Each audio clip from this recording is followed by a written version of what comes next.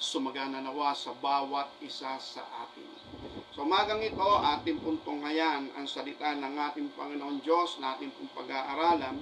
Aklat ng Kawikaan, chapter 8, verse 35. Ganito po ang sinasabi ng banal na kasulatan, 32 to 35. Ngayon nga mga anak ko, dinggin niyo ako sapagkat mapalad ang nag-iingat ng aking mga daan. Mangikinig kayo ng turo at kayo ay magpakapantas, huwag niyong tanggihan. Mapalad ang tao na nakikinig sa akin at nagbabantay araw-araw sa aking mga pintuang bayan, na naghihintay sa mga haligi ng aking mga pintuan. Sapagkat sino man nakasumpong sa akin ay nakasumpong ng buhay at magtatamo ng lingap ng Panginoon. Pagpalain ng Panginoon ang pagkabasa ng kanyang salita. At ito po yung ating paksang pag-aaralan, tinatawag na The Winner Takes It All. Bagamat merong awitin po nito, pero ito po ang ibig kong ipahayag sa salita ng ating Panginoong Diyos. Sa ating Panginoon, na kapag tayo po ay nagtagumpay sa pinakang adhikain, layunin at plano ng ating Panginoon Diyos sa ating buhay, masusumpungan nga po natin ang lingap ng ating Panginoon. At sinasabi rito ay magtatamo ng buhay. And then ito yung ating tingnan, ang nagsalita po rito o ang nangusap dito, ang sumulat nito ay walang iba kundi si Haring Solomon.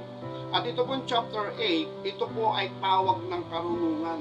Ang karunungan po ay siyang nagtumatawag sa tao at ipinapaanyaya na mithiin, tanggapin o makamit ng bawat tao, lalo na sa panahong yon at maging sa panahon natin ngayon, na ang karunungan, ito yung pinakang pangulo, ito yung pinakang dapat matanggap ng mga tao. At kung titingnan natin, ito po ay may kapayapaan, kapanatagan at pagkakatiwala si Haring Solomon patungkol dito sa karunungan, sapagkat si Haring Solomon ay tumanggap ng karunungan na nagmumula sa ating Panginoon Diyos. At ito nga ating balikan yung kasaysayan ni Haring Solomon sa Aklat ng Hari, Unang Hari, chapter 3. Ganito ang sinasabi ng banal na kasulatan sa verse 3. At inibig ni Solomon ang Panginoon na lumakad sa mga palatuntunan ni David na kanyang ama. Siya'y naghain lamang at nagsunog ng kamangyan sa mataas na dako. At ang hari ay naparaon sa Gabaon upang maghain doon, sapagkat yaon ang pinakamataas na dako. 1,000 handog na susunugin ang inihandog ni Solomon sa dambanang yaon. Sa Gabaon napakita ang Panginoon kay Solomon sa panaginip sa gabi. Sinabi ng Diyos, hingin mo kung ano ang ibibigay ko sa iyo. Sinabi ni Solomon, ikay nagpakita sa iyong lingkod na aking amang si David ng malaking kagandahang loob, ayon sa kanyang inilakad sa harap mo, sa katotohanan, sa katwiran, sa katapatan ng puso sa iyo. Iyong iningatan sa kanya itong dakilang kagandahang loob na iyong binigyan siya ng isang anak na makauupo sa kanyang luklukan gaya sa araw na ito. Ngayon, O Panginoon kong Diyos, ang iyong ginawang hari ang iyong lingkod na kahalili ni David. Hindi ko nalalaman ang paglulumabas at pumasok. Kat ang iyong lingkod ay nasa gitna ng iyong bayan na iyong pinili, isang malaking bayan na hindi mabibilang kung matuturingan dahil sa karamihan. Bigyan mo nga ang iyong lingkod ng isang matalinong puso upang humatong sa iyong bayan, upang makilala ang mabuti at ang masama, sapagkat sino ang makakahatol dito sa iyong malaking bayan. Ang pangungusap ay nakalugod sa Panginoon at nahiningi ni Solomon ang mga bagay na ito. Sinabi ng Diyos sa kanya, sapagkat iyong hiningi ang mga bagay na ito, hindi mo hiningi sa iyo ang mahabang buhay o hiningi mo man sa iyo ang mga kayamanan o hiningi mo man ang buhay ng iyong mga kaaway, kundi hiningi mo sa iyo katalinuhan upang kumilala ng kahatulan. Narito aking ginawa ayon sa iyong salita, narito aking binigyan ka ng isang pantas at matalinong puso, at anupat walang magiging kagaya mo o gaya mo na una sa iyo, o may babangon mang sino man pagkamatay mo. Akin namang ibibigay sa iyo ang hindi mo hiningi, ang kayamanan, gayon din ang karangalan na anupat walang magiging gaya mo sa mga hari at sa lahat ng iyong mga kaarawan. Eto, dito po natin makikita kung bakit po natin pinaksaan ang ating pag-aaralan ngayon, the winner takes it all. Ang hiningi ni Haring Solomon, karunungan.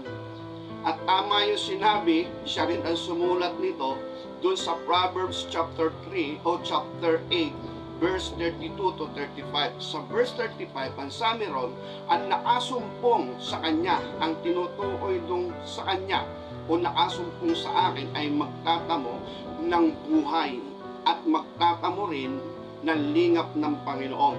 Si Haring Solomon, ang pagtatagumpay niya na hindi niya inaasahan ay yung humingi siya ng karunungan.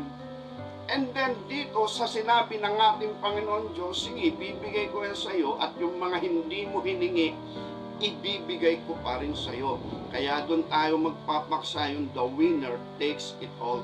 And then dito sa kalagayan ni Haring Solomon, siya ay naging daina, at ang sabi nga rito, walang naging una sa iyo na kagaya mo o magiging kagaya mo pagkamatay mo. Ibig sabihin, ikaw lang talaga yung natatangi. And then dito ang ating makikita rito na si Haring Solomon, sa kabila ng kanyang mga katanyagan, ay sumulat pa rin siya sa aklat ng Ecclesiastes chapter 2 verse 17 na sinabi niya, I hated life, for the wars under the sun is grievous unto me. Sa mga tuwid, may kulang pa kay Haring Solomon. Meron pa siyang hinahanap at yun ay hindi niya nakamit. Kaya doon sa Ecclesiastes chapter 12 na ando na sinabi niya sa mga huling kabanata, na sinasabi niya ron ay walang mabuti kundi ang sumunod sa kautusan ng Diyos. Ito talaga yung buong katungkulan ng tao. Noong mga panahon niyang yon, nasumpungan ni Haring Solomon yung tinatawag na pinakang bukod ng kaloob ng ating Panginoon Diyos sa buhay ng tao, at yun nga ang ating sinasambit. Sa kautusan, ang Diyos ay hindi nangako ng kaharian ng langit. Hindi siya nangako ng buhay na walang hanggan, at hindi rin siya nangako patungkol sa kapayapaan, kapanatagan ng puso ng tao o ng kaluluwa ng tao. Kundi ang mga bagay na yon na binigay ng ating Panginoon Diyos kay Haring Solomon, yun ay yung pinakang kabuuan ng kautusan. Pero hindi nakamit ni Haring Solomon ang mga bagay na ito dahil sa pagtupad niya ng kautusan. Nakamit ni Haring Solomon ang mga bagay na ito sapagkat inibig niyang sumunod, inibig niya ang ating Panginoon Diyos na sumunod sa lakad ng kanyang ama na si Haring David. Sino ba si Haring David sa paningin ng ating Panginoon Diyos? Ating puntungayan sa aklat ng mga gawa, chapter 13, ganito ang sinasabi ng banal na kasulatan. Sa verse 20, sabi rito, pagkatapos ng mga bagay na ito ay binigyan ni sila ng hukom hanggang kay Samuel na propeta. Pagkatapos ay nagsingi sila ng hari at ibinigay ng Diyos sa kanila si Saul na anak ni Kis, isang lalaki sa angkan ni Benjamin sa loob ng 40 taon. Pagkatapos at nang siya'y alisin niya, ay ibinangon si David upang maging hari nila, na siya rin naman pinatotohanan niya na sinasabi, nasumpungan ko si David na anak ni Jesse, isang lalaking kinalulugdan ng aking puso at gagawa ng buong kalooban ko. Ito yung tatay ni Haring Solomon. At ang sabi ni Haring Solomon, inibig ko ang Panginoon, o iniibig ng Panginoon, iniibig ni Solomon ang Panginoon na sumunod sa lakad ng kanyang amang si David na may buong pagtatapat sa harapan ng Diyos. Kaya ibig sabihin, kung ano yung nakita at halimbawa at kasaysayan ng kanyang tatay na si David, ang sabi dito, inibig ni Solomon ang Panginoon gaya ng paglakad ng kanyang ama na si David. At dito nga makikita natin dito sa 1 King chapter 3, si Haring Solomon ay naghahandog dun sa pinakamataas na dako, the best. Nagpapakahirap siya para umakyat doon sa mataas na dako, maghahandog lang sa ating Panginoon. Sapagkat iniisip niya, ito yung pinakang mabuting lugar at mas kaangkop at karapat-dapat sa ating Panginoon Diyos. Kaya dahil doon, ang ating Panginoon Diyos napakita nga sa Gabaon kay Haring Solomon, at yun nga ang sinabi, humiling ka, ibibigay sa'yo. At ito ang hiningi ni Haring Solomon, bigyan mo ko ng karunungan, bigyan mo ko ng matalinong puso, sapagkat ako'y bata pa, munting bata pa. Kaya ibig sabihin, ilan po natin, di ko lang po nakita muli yung kung ilang taon si Haring Solomon nang maghari sa bansang Israel. Pero sabi niya, ako ay munting bata pa. Kaya ibig sabihin, maybe 12 years old siya or 16 years old. Yung 16 years old kasi malaki na yun. Maybe 12. Sabihin na lang natin kasi sinabi niyang bata. And then, ang hinihingi niya ay karunungan, katalinuhan ng puso na magpasya ng tama at maunawaan din yung hindi tama. And then, ang hiningi ni Haring Solomon sa Diyos, nakalugod. At ang sabi rito ng Panginoon, ibibigay sa iyo. At yung hindi mo hiningi ay ibibigay ko pa rin sa iyo. Hindi ka humingi ng kayamanan, ng kadakilaan, kapanyagan, hindi mo hiningi yun, ibibigay sa iyo. Kaya dito, yung paghingi ni Haring Solomon ng karunungan mula sa aking Panginoon Diyos, malimit po sa aking pangangaral, ay aking nasasambit kumbaga sa larong dart. Yung pong dart na meron pong mga numero doon. Pinakamataas na numero, yung 20, then 19, 18, 17. Pero sa pinakang gitna no, meron doong bullseye. At yung bullseye, 25 yung score nun. Kaya dahil dito, hindi inaasahan ni Haring Solomon, yung paghingi niya ng karunungan, tumama siya doon sa bullseye. Nasentrohan niya o tinamaan niya yung bullseye. Kaya dahil dito, ito po yung ating masasabi. Sa kabila ng lahat ng bagay na yun na ibigay ng ating Panginoon Diyos, ang the best kay Haring David. Pero doon nga sabi natin sa aklat ng Ecclesiastes chapter 2 verse 17 ay sinabi niya, I hated life. Sa matuwid may kulang. At dahil dito, yung kung kulang na yun ay pupunuan ito dito sa bagong tipan. Sa lumang tipan, kung nasentrohan ni Haring Solomon, yung bullseye sa dart. Dito po sa bagong tipan, yung bullseye meron pa pong cherry. Sa laro po ng dart, meron cherry sa gitna, yung kulay pula. At pag tinamaan mo yun, 50 ang score nun. Hindi lang pwede sa matuwid, doble. At dito sa bagong tipan, yung hindi natanggap ni Haring Solomon, yung lubos na kagalangan, katuwaan, kapunuan ng kanyang puso, yung kapayapaan, kapanatagan o kakontentuhan, hindi po nakamit ni Haring Solomon. At ito'y ibinibigay sa bagong tipan. At dito sa bagong tipan, ito ipinapaanyaya na ito ng ating Panginoon Kristo. Kaya meron John chapter 10, verse 10 na sinasabi dito, sa kalahating bahagi ang Panginoon ay naparito upang magbigay ng buhay, isang buhay na ganap at kasiyasiya. Kaya yung buhay po natatanggap ng ating ni Haring Solomon sa ating Panginoon Diyos, worldly pleasure po yun. Pandito lang yun sa ibabaw ng lupa. Pero yung loob nun, sa kalooban ni Haring Solomon, yung kanyang kaluluwang may buhay, empty pa rin. Kaya dito sa John chapter 10, verse 10, ganito ang sinasabi, hindi naparito ang magnanakaw, kundi upang magnakaw, pumatay, pumuksa. Ako'y naparito upang sila'y magkaroon ng buhay at magkaroon ng kasaganaan niyaon. Ako ang mabuting pastor, ibinibigay ng mabuting pastor ang kanyang buhay dahil sa mga tupa. Kaya yung buhay ni Haring Solomon, hindi kagaya ng pinapangako ng ating Panginoon Kristo, isang buhay na ganap at kasiyasiya. Kaya dito, itong buhay na ganap at kasiyasiya na ipinapangako, ipinapaanyaya ng ating Panginoon Kristo, hindi ito kagaya doon sa natanggap ni Haring Solomon. Sa mga tuwid, dito tayo sa bagong tipan.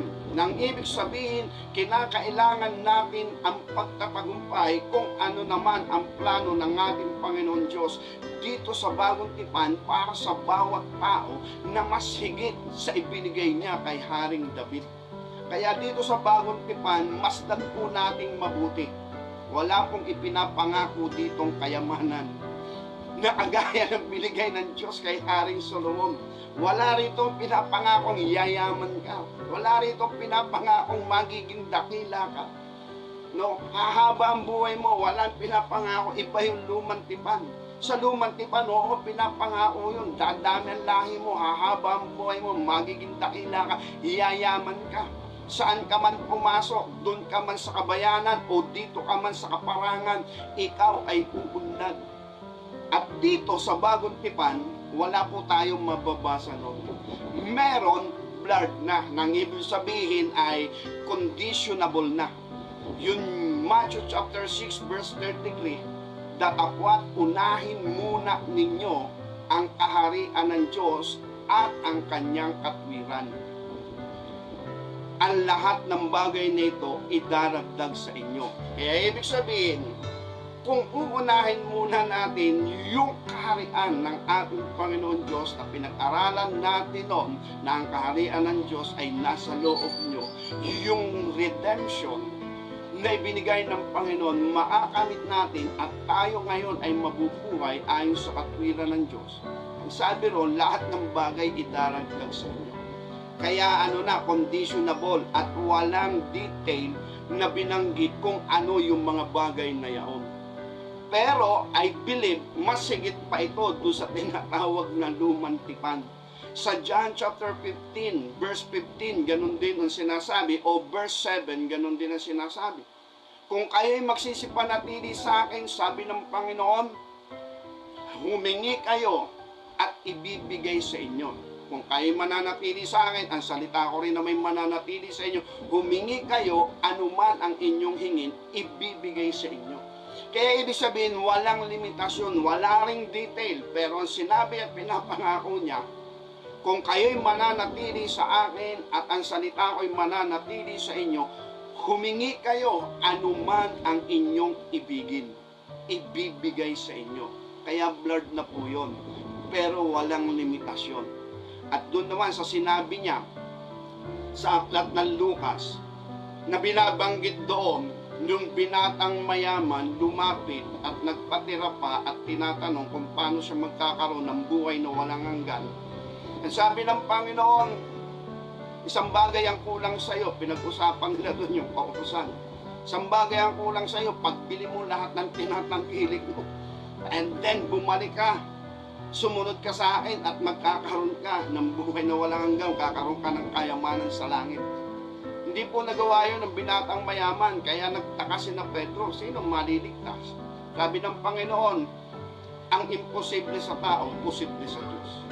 Ang sabi na Pedro, narito, iniwan namin na lahat ng bagay at sumunod kami sa iyo. At dahil doon, ang sabi naman ng Panginoon Jesucristo, walang nag-iwan ng kanyang ari-arian, bahay, magulang, pamilya, na hindi ibabalik sa kanya ng makapupong beses. Yung sabi pala doon ay walang nag-iwan ng kanyang magulang, mahal sa buhay, bahay, mga ari-arian, dahil sa Kanya, dahil sa Panginoong Hesus, at dahil sa salita ng kaharian ng langit. Na hindi ibabalik sa Kanya ng makapupong beses. Pag sinabi pong makapupong beses, makaisandaang beses yun. Kaya kung meron man silang iniwan, yung biyaya na material na bagay na sinasabi ng ating Panginoon, blurred na, hindi na siya nangangako, conditionable, at doon sa kondisyon na yon, kung ito ay maa-achieve ng mga sumasampalataya sa Kanya, then possibly o possible na mangyayari yung mga pangakong hindi hinihingi ng tao, gaya ni Haring Solomon, ay ibigay ng ating Panginoon Diyos, ng ating Panginoon Jesucristo. Okay, balik tayo. Nang ibig sabihin, yung paghingi natin sa ating Panginoon Diyos ng karunungan, dito sa bagong tipan, hindi po binabanggit yung karunungan, pero ang binabanggit na dito ay ang banal na Espiritu. Kaya dito sa Lucas chapter 11, verse 9, ganito ang sinasabi ng banal na kasulatan. Sinasabi ko sa inyo, magsihingi kayo at kayo bibigyan, magsihanap kayo at kayo makasusumpong, magsitokto kayo at kayo bubuksan, sapagkat ang bawat humihingi ay tumatanggap at ang mahanap ay nakasusumpong at ang tumutoktok ay binubuksan. Aling ama sa inyo na kung humingi ang kanyang anak ng tinapay, bibigyan niya siya ng isang bato o ng isang isda, kaya ay hindi isda ang ibibigay, kundi isang ahas. O kung siya humingi ng itlog, ay kayang bibigyan kaya siya ng alakdan. Kung kayo nga, bagamat masasama, ay marunong magbigay ng mabubuting kaloob sa inyong mga anak, gaano pa kaya inyong Ama sa kalangitan na magbibigay ng Espiritu Santo sa mga nagsisihingi sa Kanya? Eto, binibigay na ng ating Panginoon yung kiwing, yung pinakangkulo, na ang ibig sabihin ko, meron tayong hihingin na gaya ni Haring Solomon na humingi at ang hiningi niya karunungan. Ang Panginoon nagbibigay na ng liwanag, nagbibigay na ng kiwing. Kung meron kayong hihingin, para sinasabi niya, ito na yung pinaka-the best, yung humingi kayo ng banal na Espiritu. Kaya itong banal na Espiritu, ito po yung titighaw sa pagkauhaw ng ating kaluluwa at magpupuno sa ating loob ng pangungulila ng ating kaluluwa na hindi naranasan ni Haring Solomon. Kaya nga ating Panginoon Kristo, nang siya ay naroroon sa tabi ng balon ni Jacob at naroroon din yung babaeng Samaritana, ang pinag-uusapan nila dito ay ang kaloob ng ating Panginoon Diyos. At ang binabanggit dito ng Panginoon, siya ay magbibigay ng tubig at ang tubig na ibibigay niya, ang sino mang uminom nito o tumanggap nito, hindi na mauuwaw magpakailanman. John chapter 4, verse 6, ganito ang sinasabi, naroon ang balon ni Jacob. Si Jesus nga na napapagod na sa kanyang paglalakbay ay naupong gayon sa tabi ng balon. Mag-iika-anim na nga ng oras, dumating ang isang babaeng taga Samaria upang umigit ng tubig at sa kanya sinabi ni Jesus, painumin mo ako, sapagkat napasabayan ng kanyang mga alagad upang magsibili ng pagkain. Sinabi sa kanya ng babaeng Samaritana, paano nga ikaw na isang Hudyo ay humingi ng mainom sa akin na ako'y babaeng Samaritana, sapagkat hindi nakikipag-usap ang mga Hudyo sa mga Samaritano? Sumagot si Jesus at sa kanya sinabi, kung napapakilala mo ang kaloob ng Diyos at kung sino ang sa iyo'y nagsasabi, painumin mo ako, ikaw ay hihingi sa kanya at bibigyan niya, at ikaw ay bibigyan niya ng tubig na buhay. Sinabi sa kanya ng babae, Ginoo, wala kang sukat isalok na tubig, malalim ang balon, saan nga naroroon ang iyong tubig na buhay? Dakila ka pa ba sa aming amang si Jacob na sa amin nagbigay ng balon? Dito'y umiinom siya at ang kanyang mga anak at ang kanyang mga hayop. Sumagot si Jesus at sinabi sa kanya, ang bawat umiinom ng tubig na ito ay muling mauuhaw. Datapat ang sino mang uminom ng tubig na sa kanya'y aking ibibigay ay hindi mauuhaw magpakailanman, ngunit ang tubig na sa kanya'y aking ibibigay ay magiging isang balon ng tubig na bubukal sa kabuhayang walang hanggan. At sinabi sa kanya ng babae, Ginoo, ibigay mo sa akin ang tubig na ito upang ako'y huwag mauhaw, ni kumarito man ang ganito kalayo upang kumigip pa. Eto, ini-emphasize ng ating Panginoon yung queuing na kung hihingi tayo, ay hingi natin yung banal na Espiritu. Hindi sinabi ng Panginoon kung hihingi tayo, siyempre, lagi nasa isip ng tao kayamanan o kaya yung kadakilaan, rich and famous. Pero sabi ng Panginoon, hingin nyo ay ang Espiritu o ang banal na Espiritu. At dito pinaliwanag ng ating Panginoon Kristo sa babaeng Samaritana na ang tubig na kanyang ibibigay ay papalong sa kanyang loob na parang bukal ng tubig magpakailanman o sa walang hanggang buhay. At ang sabi ng Panginoon, kung napapagkilala mo kung ano ang kaloob ng Diyos. Kaya ang Diyos may kaloob. Kaya lang yung kaloob ng Diyos ating aabutin, ating tatanggapin at ating din pagsisikapan na ito'y makamit. Sapagkat yung kaloob na ito dito sa bagong tipan, hindi po ito kagaya ng kaloob na ibinigay ng Diyos kay Haring Solomon. Kaya doon kay Haring Solomon may kulang, kaya niya nasabing, I hated life, for the wars under the sun is grievous unto me. Kaya niya nasabi yun, hindi po kontento ang kanyang sarili sa kanyang nararanasan sa buhay. Yung kanyang kaluluwang may buhay patay pa rin sa harapan ng ating Panginoon, wala yung righteousness at holiness. Kasi wala pang tumutubo sa kasalanan. Kaya dito sa bagong tipan, ito nga yung sinasabi natin, sa gitna ng bull's eye, meron pudong cherry at ito yung kapunuan ng buhay ng tao. Ito yung pinakang mataas na matatanggap ng tao na kung saan hindi na siya mauuhaw magpakailanman. Si Haring Solomon nauuhaw eh. Kaya nga sabi niya sa Ecclesiastes chapter 1, binabanggit niya doon, sumangguni ako sa aking puso para malaman ko kung ano ang meron sa kaululan at sa kamangmangan, at aking napaghalata mas lalo palang walang kaguluhan. Kaya ibig sabihin, nagsisikap si Haring Solomon na masumpungan niya yung tinatawag na tunay na buhay, pero hindi po niya nasumpungan. At dito sa bagong tipan, ito yung sinasabi natin, the winner takes it all pag natanggap natin yung buhay. Kaya yung John chapter 10 verse 10, sa kalahating bahagi, sinabi doon ng Panginoon Kristo, ako'y naparito upang magbigay ng buhay sa mga tupa. Isang buhay na ganap at kasiyasiya. Kaya ibig sabihin, kung tatanggapin po natin yung buhay na yon, ibig sabihin tayo po ay nagtagumpay. Kaya doon sa ating teksto na Proverbs chapter 8 verse 35, ang nakasumpong sa akin ay nakasumpong ng buhay at nagtatamo ng lingap ng Panginoon. Kaya po may category yung lumang tipan at bagong tipan. Yung buhay na binabanggit sa lumang tipan, worldly lang talaga yun. Hindi po pinapaasa dito yung pangwalang hanggan. Kaya nga kahit kay Haring David, hindi niya naturo yun at hindi na ibigay sa loob niya yung isang matuwid na espiritu sa loob niya at yung talagang malinis na puso, sapagkat ang tao, sabi nga ni Haring David doon sa kanyang pagkakasabi, aklat ng awit chapter 51, na sinasabi niya ron, ako'y ipinaglihi sa tiyan pa lamang ng aking ina. Kaya ibig sabihin, alam ni Haring Solomon, siya ay bumabagsak din sa pagkakasala at sa pagkakamali. Kaya dahil dito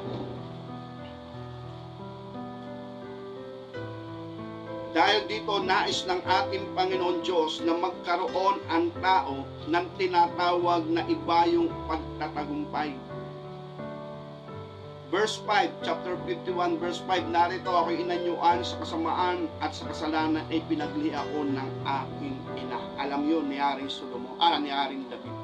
At ang sabi nga niya rito, kung mangyayari ngayon na ipagkaloob sa kanya ng Panginoon, ituturo niya ang daan ng Panginoon sa mga mananalangsang at yung mga makasalanan ay mahihikayat sa kanya. Yung sinabi niya sa verse 13, kung magkagayon ituturo ko sa mga mananalangsang ang iyong mga lakad at ang mga makasalanan ay mahihikayat sa iyo. Pero hindi na yun nagawa ni Haring David kasi hindi po niya nasumpungan at hindi pinagkaloob sa kanya ng Panginoon dahil hindi nga nila panahon, sapagkat wala pang tumutubo sa kasalanan.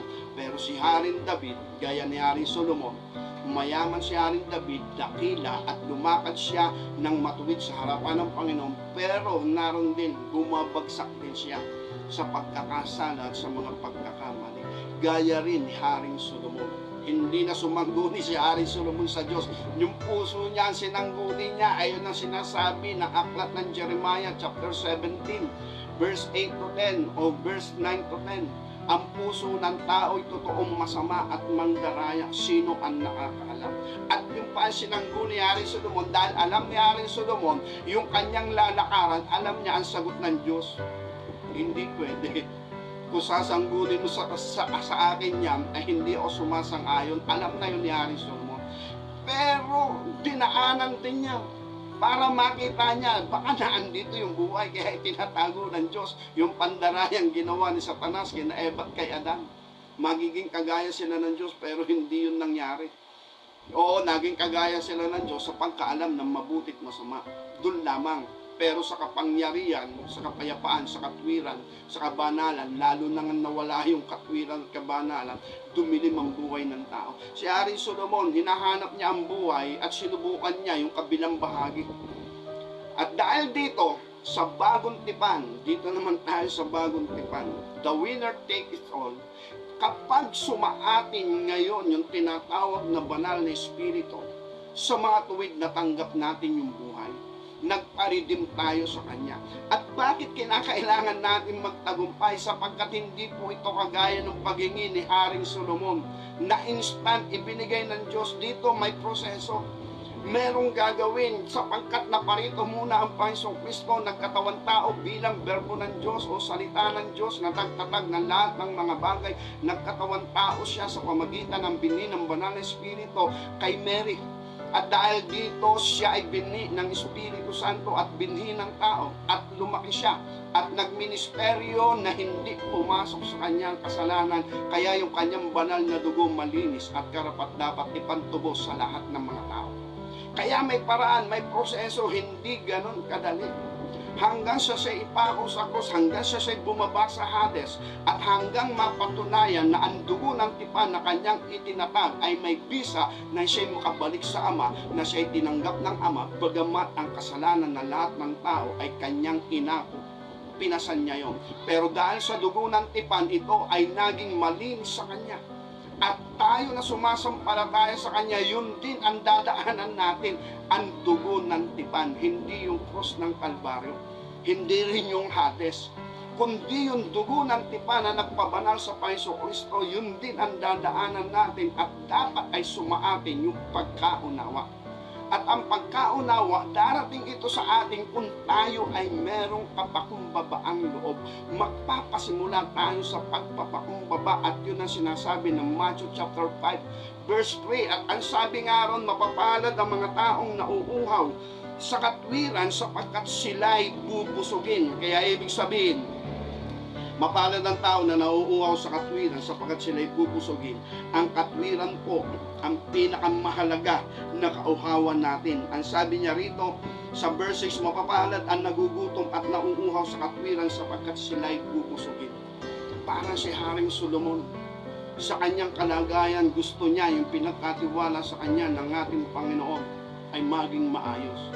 And then dito sa ibabaw ng lupa na ating kinalalagyan, lahat tayo pinaglihis sa kasalanan gaya ni Haring David. Lahat tayo nasa ilalim ng kasalanan, pero dahil sa bisa ng banal na dugo na tumubos sa sala ng buong sanlibutan, na nagtagumpay na ang ating Panginoong Kristo, kailangan natin ng pagkaunawa sa plano at layunin ng ating Panginoon. At ito po'y usapin ng pananampalataya, hindi po pagsunod sa kautusan. Ito po'y usapin ng pananampalataya sa pangako ng ating Panginoon Diyos at ng ating Panginoon Kristo. At kung ito'y usapin ng pananampalataya, kagaya ng sinabi natin ng nakaraan, nang sabihan ng Panginoon Kristo sa Apostol Pedro, Pedro, pumaroon ka sa laot, ihulog mo ang iyong lambat upang mamalakaya. At yun ay usapin ng pananampalataya, hindi niya yung sinabi sa ibang alagad. Kaya dahil dito nakikita niya si Pedro ay merong possible na pananalig at pananampalataya sa kanya, na si Apostol Pedro ay susunod sa kanyang tinig. Gaya ni Haring David na ama ni Haring Solomon, nasumpungan ko si David na anak ni Jesse, na kinalulugdan ng aking puso, naggagawa ng buong kalooban ko. Kalooban ng Panginoong Kristo na pagpalain ang buong sambahayan ni Pedro at ang mga tao doon sa dalampasigan, pagpalain din ng ating Panginoon. Kalooban ito ng Panginoon, kaya lang ang problema, naghintay sila sa mga mangingisda na kagaya ni Pedro, pero walang huli. At hindi yung pinaintulutan ng Panginoon din itong usapin ng pananampalataya. Gusto niyang magpala. Pedro, pumunta ka ron sa laot, ihulog mo yung lambat upang mamalakaya. At dahil doon nakahuli si Apostol Pedro ng napakaraming isda at halos magkampupunit ang kanilang lambat, tinawag pa yung kanilang kasamahan doon sa kabilang daong, nangapuno din yun ng isda. Kaya ibig sabihin ng araw na yon, pinagpala ng ating Panginoon Diyos ang dalampasigan at ang pamilya ng mga mangingisdang ito, at dahil sa pananampalataya ni Apostol Pedro, hindi po pagsunod sa kautusan ibinigay ng Diyos kay Moises, kundi pananampalataya sa salita ng ating Panginoon. At dahil dito sa usaping ito, dito natin makikita yung pananampalataya na magkakaroon tayo kung tayo nauuhaw sa katwiran at katotohanan. Ang sabi ng Panginoon, humingi kayo, kayo'y bibigyan. At sabi ron, kung sino nga sa inyo, di ba, pag humingi ang inyong anak, binibigyan nyo ng mabuti. Gaano pa kaya yung inyong Ama sa kalangitan ang hindi magbibigay ng Espiritu Santo sa mga humingi sa Kanya? Ang Espiritu Santo, ito po ay persona ng ating Panginoon Diyos. At ito rin yung karunungan na sinasabi sa Aklat ng Kawikaan chapter 8 verse 12. Akong karunungan ay tumatahan sa kabaitan. Kaya ibig sabihin, isa siyang persona. At dahil dito, sa kalagayang ito, ang banal na Espiritu, hindi po natin ito matatanggap ng ganun kadali. Kailangan po talaga natin ay ang tinatawag na pananalig, pananampalataya, at kailangan natin ang tinatawag na pagtatagumpay. Okay, Kawikaan chapter 8 verse 12. Akong karunungan tumatahan sa kabaitan at aking nasusumpungan ang kalaman at gunita. Kaya dahil dito, ang banal na Espiritu pagdating sa bagong tipan, ito daw yung gagabay sa atin. Ito yung magtuturo sa atin. Ito yung magbibigay sa atin ng pangunawa. Pero ito ay habang tayo'y nag-aaral ng mabuting balita, plano at layunin ng Panginoon Diyos, ang lagi sinasabi natin dito, yung pinaka-basic, magpakumbaba, magbigay ng pagganang, pagrespeto sa salita ng Panginoon Kristo, at sumampalataya. At kung ito ay sa atin, hindi po mahihirapan ang banal na Espiritu na magturo, at sa Kanyang ituturo, siyempre yung tayo ay umiibig sa Kanya, na inanais natin na tayo ay magkaroon ng pagkaunawa, na yung sinasabi rito sa aklat ng Romans chapter 8 verse 28, sinasabi rito, lahat ng bagay ay nagkakalakip-lakip na gumagawa sa ikabubuti ng mga nagsisiibig sa Diyos. Kaya ibig sabihin, napakahalaga yung ating kalooban, yung ating puso ay meron pong pag-ibig sa Panginoon habang nauunawaan natin yung Kanyang kalooban. Mahirap pong umibig sa Diyos kung tayo po ay kulang sa pagkaunawa o kaalaman. At nalalaman natin, Romans 8:28, nalalaman natin lahat ng bagay nagkakalakip-lakip na gumagawa sa ikabubuti ng mga nagsisiibig sa Diyos, sa mga tuwid na iyong mga tinawag, alinsunod sa Kanyang nasa, alinsunod sa Kanyang nais, sa purpose ng ating Panginoon. At dito sa 1 Corinthians chapter 3, ating tingnan po ang sinasabi rito sa verse 10 o sa verse 9. Datapwat gaya ng nasusulat ang mga bagay na hindi nakita ng Ama, ng mata, datapwat gaya ng nasusulat ang mga bagay hindi nakita ng mata, ni narinig ng tenga, ni hindi pumasok sa puso ng tao, anumang bagay na inanda ng Diyos sa kanila na nagsisiibig sa Kanya. Ngunit ang mga ito'y ipinahayag sa atin ng Diyos sa pamagitan ng Espiritu, sapagkat nasisiyasat ng Espiritu na lahat ng bagay, o ang malalalim na bagay ng Diyos. Kaya ibig sabihin, sa lumang tipan, sumasa kanila ang Espiritu ng Diyos pero hindi po nananahan. Gumabagabay sa kanila ang Espiritu ng Diyos pero hindi po nananahan sa loob nila. Kaya yun po ang aking nakita dito sa lumang tipan. Laging sinasabi doon, the Spirit of the Lord is upon them, upon Him. The Spirit of the Lord is unto them, unto Him. Pero dito sa bagong tipan, hindi na po ganoon yung binabanggit na salita. Kundi ang nakalagay na dito, the Spirit of the Lord is dwell in Him. The Spirit of the Lord is abide in Him. Kaya iba po yung gumagabay kaysa pinananahanan. Kaya habang hindi po tayo nakakapasok sa biyaya ng Diyos, pakita lang po natin yung ating katotohanan sa pamagitan ng pagpapakumbaba, paggalang, pagrespeto sa Kanyang salita. Ang banal na Espiritu po ang gumagabay na sa atin. Pero hindi pa niya tayo templo. Kaya dahil dito, yung patnubay niya, bibigyan na tayo ng pagkaunawa sa maraming bagay habang iniibig natin na sundan ang katotohanan at plano ng Diyos. Siya yung gagabay at magtuturo sa atin. Kaya ang sabi rito, binanggit din dito sa aklat ng Pedro, ating pong tingnan, Pedro nga baga, na sinasabi rito na kung saan, 1 John Verse 27, ang sabi rito, at tungkol sa inyo sa pagkapahid na sa inyo'y inyong tinanggap ay nananaan sa inyo at di nyo kailangan kayo turuan ng sino man. Ngunit kung payo kayong tinuruan ng pahid tungkol sa lahat ng bagay ay siyang totoo at hindi kasinungalingan, at kung paanong kayo'y tinuruan nito, gayon kayong manahan sa Kanya. Kaya ibig sabihin, ang banal na Espiritu ang umaakay, gumagabay sa atin, at kapag tayo po ay natuto at tayo po ay nakipagkasundo sa plano't layunin ng ating Panginoon, doon palang gagawa ang ating Panginoon ng pagtitibay sa ating buhay ng bagong tipan. At yun yung binabanggit natin sa aklat ng Jeremiah chapter 31 verse 33 to 34 na sinasabi ron ay sa loob natin na, yung bagong tipan itatatag niya, Jeremiah chapter 31 verse 33 to 34, pero doon pala tayo sa tinatawag na Ezekiel chapter 36 verse 25 to 27. Yun yung pagtitipay ng tipan, na ang sabi nga roon, magwiwisik siya ng malinis na tubig sa ating buong karumihan at tayo ay magiging malinis. Kahit daw sa mga pagsamba sa Diyos-Diyosan, walang kasalanan, di kayang patawarin o linisin ng dugo ng tipan ng ating Panginoon Kristo. Kahit pa yung sinasabi nila, kung sino may sinasamba nila, kung yan man ay sinasamba nila, ay ang mga, sabihin natin, kahit kay Satanas, sumamba yan. Pero kung darating sa iyong katotohanan ng Diyos at tatalikod ka dyan, hindi ka tatanggihan ng Paiso Kristo kung ikaw ay magiging totoo. Kaya dahil dito, yung Ezekiel chapter 36 verse 25 to 27, sabi ron, maglilinis siya ng malinis na tubig. Yun yung unang proseso, yung paglilinis, pag tayo makikipagkasundo sa dugo ng tipan ng Panginoon. And then, bibigyan niya tayo ng bagong diwa na ang ating binabanggit, yun na nga yung katwiran ng Diyos. Yung thought or thinking natin ay magiging upright o magiging matuwid.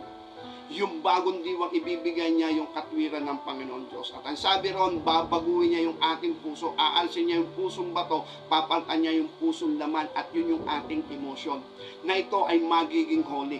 Kung tayo'y nalinis at malinis na, yung righteousness inilagay sa atin at inilagay sa ating loob yung kabanalan. Dahil dito, yung kanya namang espiritu ilalagay sa loob natin. Bakit? Malinis na kasi meron ng dumaan na dugo ng tipan sa buhay ng tao. At dahil doon, lalakad tayo sa kanyang palatuntunan, sa kanyang mga katulad.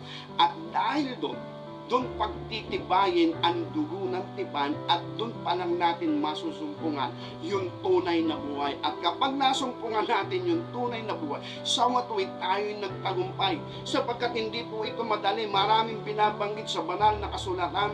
Luke chapter 16 verse 16 na sinasabi ron,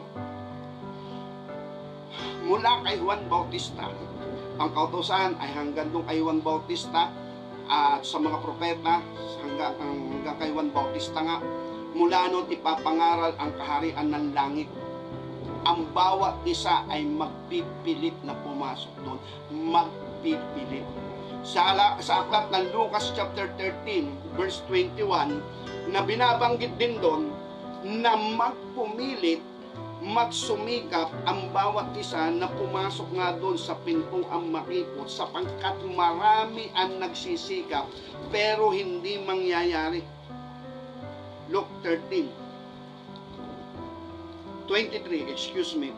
At may isang nagsabi sa kanya, Panginoon, kakaunti baga ang mga liligtas? At sinabi niya sa kanya, magpumilit kayo o magpilit kayo magsipasok sa pintuang makipot, sapagkat sinasabi ko sa inyo, maraming nangagsisikap na pumasok at hindi nga mangyayari. Yun nga yung pagkakaiba ng tinatawag na lumang tipan at bagong tipan. Sa bagong tipan, hindi agad-agad ibibigay ito ng Panginoon. Tayo muna na sumasampalataya sa plano't layunin ng ating Panginoon Kristo. At kung maliliwanagan tayo sa mga plano't layunin ng ating Panginoon Kristo sa pamagitan nga ng mabuting balita, yun po yung mabuting balita, magandang plano't layunin ng Diyos para sa buhay ng tao, at ang basic talaga noon, magpakumbaba, magbigay ng ganang respeto sa salita ng ating Panginoon Diyos at sumampalataya.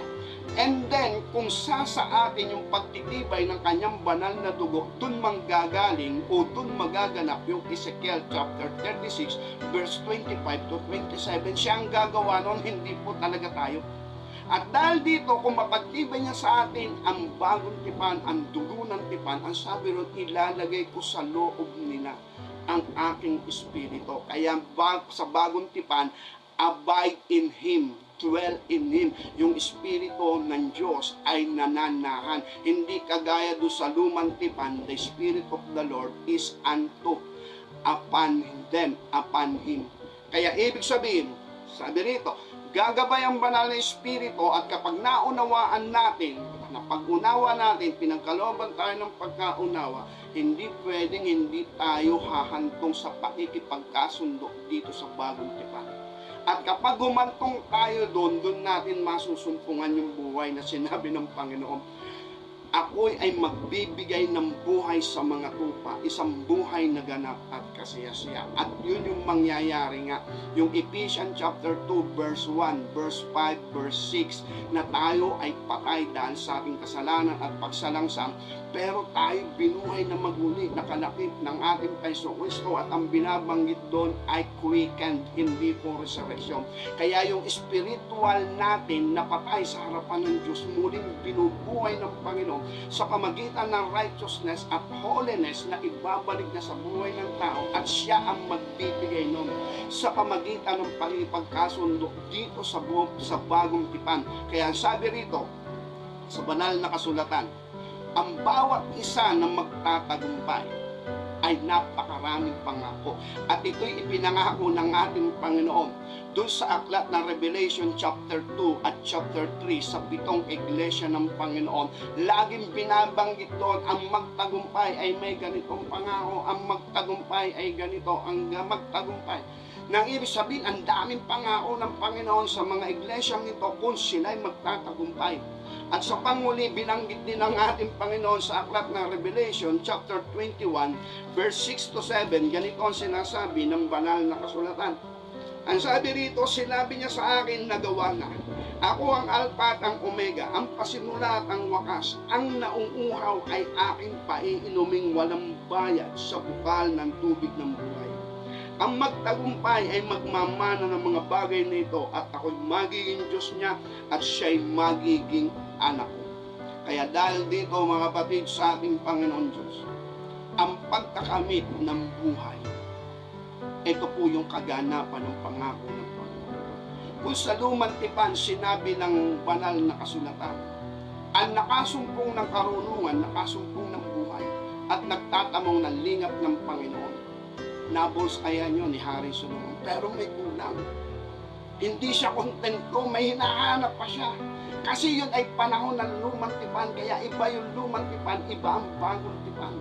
Yung pangako ng lumang tipan sa kautusan, ibinigay agad ng Diyos kay Hari Solomon kahit bata pa siya. Kasi mas mataas ang pagtanggap ng karunungan kaysa pagsunod sa buong kautusan na binigay ng Diyos kay Moises. Sapagkat sa pamagitan ng karunungan, sabi nga ng dictionary, wisdom is an ability to choose right.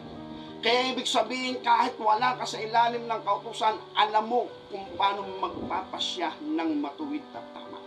Ang kaibahan ng kay Hari Solomon, sa paghahanap niya ng buhay, pinili pa rin niya yung mali. Yun daw kamangmangan at kaululan. Pero lumabas agad din siya doon. Hindi siya nagtagal doon dahil sabi niya, mas lalong walang kabuluhan. Agad siyang lumabas doon.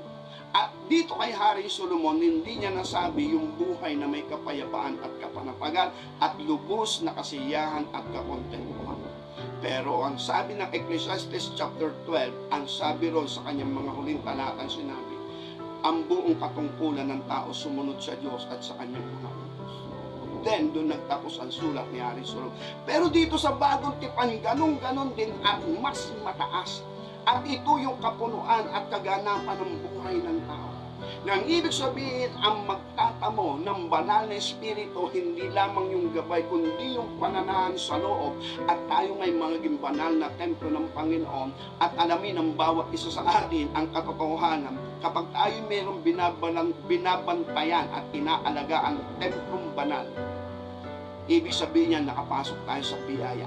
Ibig sabihin niya natanggap natin yung buhay. Meron tayong kapayapaan, kapanatagan. Pero kung ito'y paniniwala lamang at pananampalataya na hindi po umaangkop sa mga aral at turo ng Panginoon at plano at layunin ng ating Panginoon, kundi nauuhaw pa rin tayo, kaya meron pa rin pagkakampi-kampi, meron pa rin pagmamataas, meron pa rin pagmamagaling.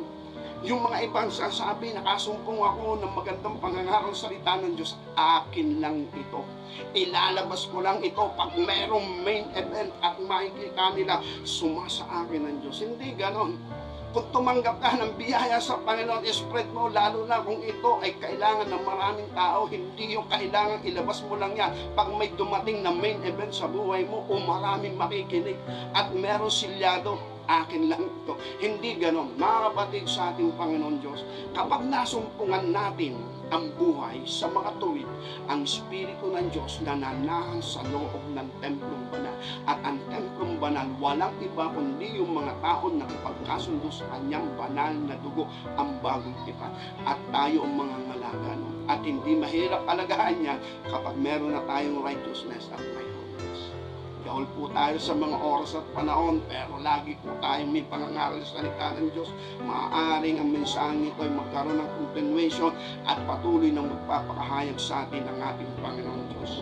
Pansamantala, ito ang mensahe sa atin ng Panginoon, the winner takes it all. Kapag sumaati na ang banal na Espiritu sa templong banal, lahat ng pangako ng Diyos nasa sa iyo at yung kapayapaan, kapanatagan, yung buhay, kagalaan, katuwaan na andun na rin at hindi na nga tayo mauuaw. Hindi natin kailangan ng maraming mga bagay, pero kung ibibigay yan ng ating Panginoon, maraming salamat. At kung magkaloob ang Panginoon, hindi lang yan sa atin, para sa atin o para sa lahat yan.